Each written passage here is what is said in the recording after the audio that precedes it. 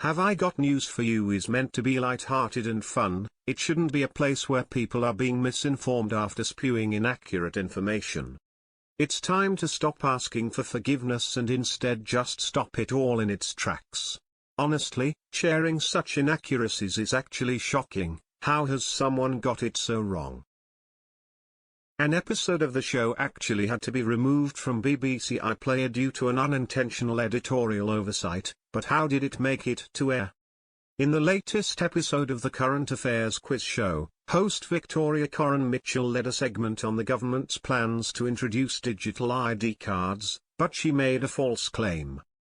She said, "I was thinking of the company Multiverse, who has been chosen to run the digital ID cards scheme." She asked the panel whose company it was before claiming it was founded by Tony Blair's son Ewan, something which was debunked by Full Fact that said, "This isn't true, according to both the government and Multiverse, which is an upskilling company, not a software developer. The government has not announced any partner for the project." Sorry, I just want to go over that one again. The government has not announced any partner for the project. So why was it even discussed?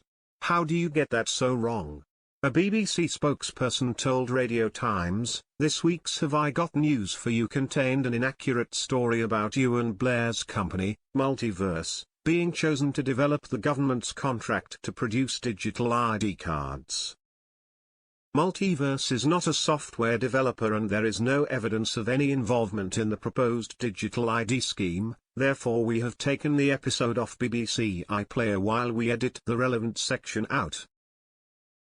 We apologize for this unintentional editorial oversight." This is pretty big for unintentional editorial oversight. Where did it even come from?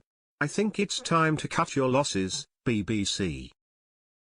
There's too much going wrong for a simple apology here and there. It feels like there's been some kind of controversy with the BBC most months for the past few years. It needs to end, quite frankly, it's embarrassing.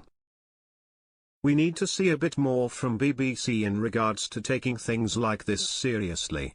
Let's be honest, more people would have watched the show than would have seen the apology. So what's the point?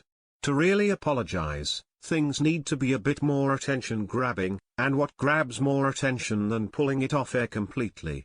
It needs a redo. Have I Got News for You has been accused of being biased, now sharing incorrect information and making inappropriate comments over the years. There's humor, and then there's misinformation. It's meant to be a show that shares the news in a funny way, not a straight-up comedy show.